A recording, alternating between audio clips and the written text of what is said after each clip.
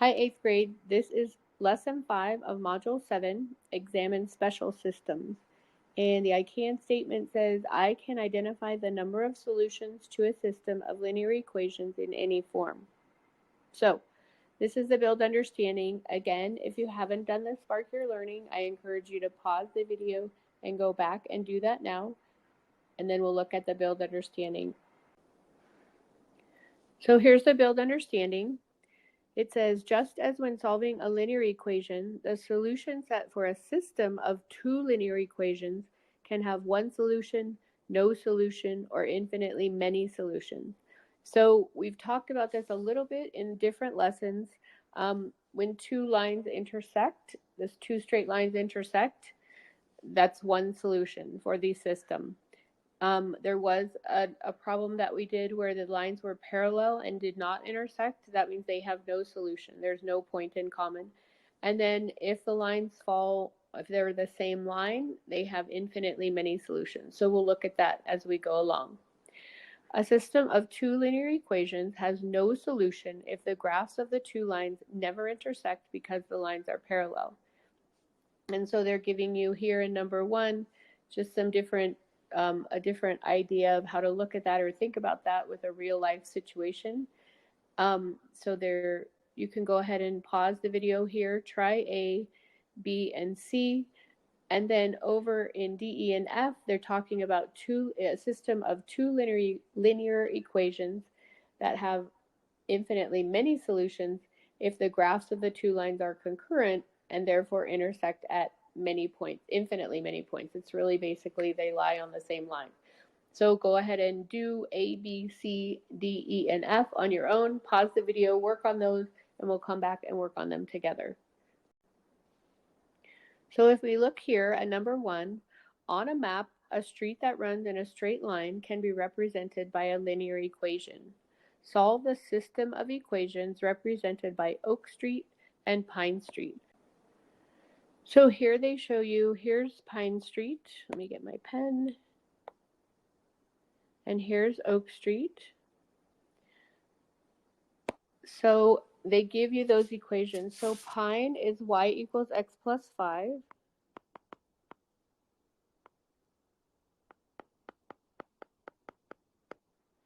And Oak is x minus y. So you have different possibilities. You know different ways now to solve these equations and these systems. I'm going to use substitution. So they tell me that y equals x plus 5. So I'm going to substitute that in here for y. So I'm going to say x minus, but now I know that y equals x plus 5.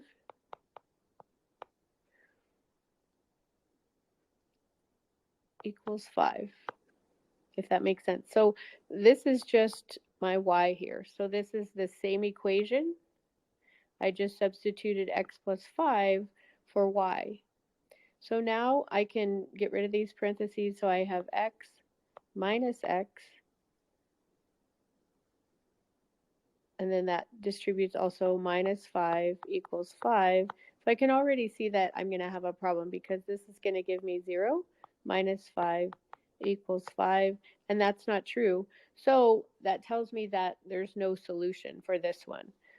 So let's look back. What was the result? What does that tell you about the number of solutions to this system? So the equation came out to be incorrect or didn't make sense. So here I got that negative 5 equals 5, and I know that's not true. So my result was an untrue or false statement.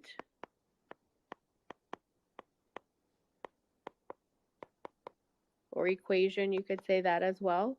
And so what does that tell me? It tells me that there's no solution to that system.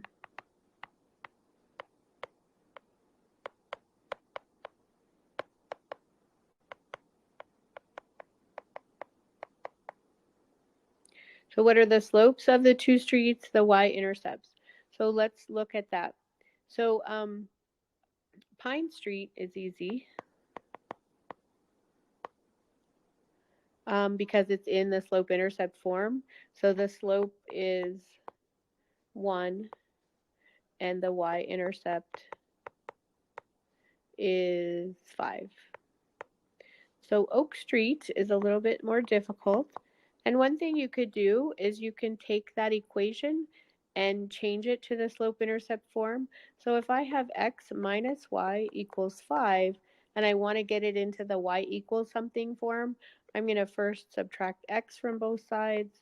So now I have negative y, which I don't want, but I'll fix that, equals 5 minus x.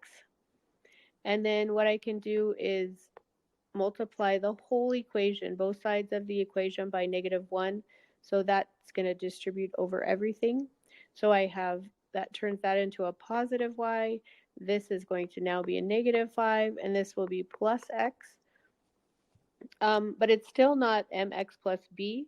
So what I can do is I can move these around. This is addition, so I know it's a commutative property, or it uses the commutative property, so I can just switch those and I can say y equals x, and this is negative 5, so it'd be minus 5. So now I can see that the slope is 1 for Oak Street. There are other ways to do that as well, but I find that's the easiest for me. And the y-intercept is negative 5 instead of positive 5. So there, the fact that the slopes are the same tells me that the lines are parallel, but they have different y-intercepts. So that means that they can't be the same line, and so they have no solution. So let's look at the next one. A system of two linear equations has infinitely many solutions if the graphs of the two lines are concurrent and therefore intersect at infinitely many points. D, solve the system of equations represented by South Birch and North Birch. So you can see that North Birch is up here and South Birch is here. So really it is basically the same street, it's just north and south. So let's look at those two equations. So North Birch, I'm just going to do that, is negative 3x plus 2, y equals, sorry. And then South Birch, 3x plus y equals 2. So let's do this. Let's do the same thing we did, the substitution. I'm going to substitute this in for y here. So now I have 3x plus y, which I'm going to now use negative 3x plus 2 equals 2. So I can get rid of the parentheses, 3x minus 3x plus 2 equals 2. So you can kind of already see that's going to be 0. So you end up with 2 equals 2.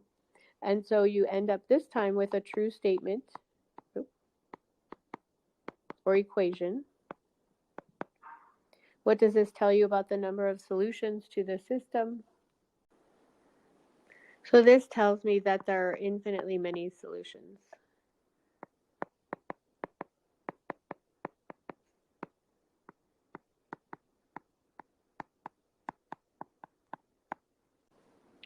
Let's look at F.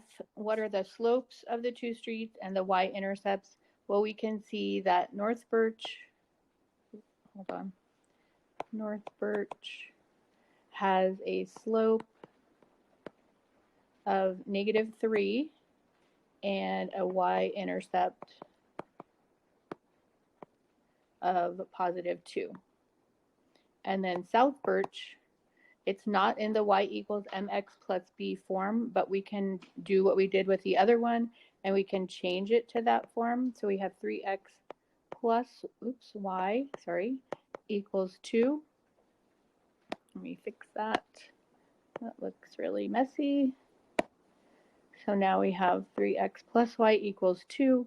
So we can subtract 3x from both sides. And so now this is 0, y equals, and I'm just going to keep this way, negative 3x plus 2. So now again we can see the slope. It's actually the same equation. The slope is negative 3 and the y-intercept is 2, positive 2. So they have the same slope and the same y-intercept, which tells you it's the same line. So go ahead and work on the turn and talk if you'd like, and then finish the rest of this lesson, and I'll see you in lesson 7-6.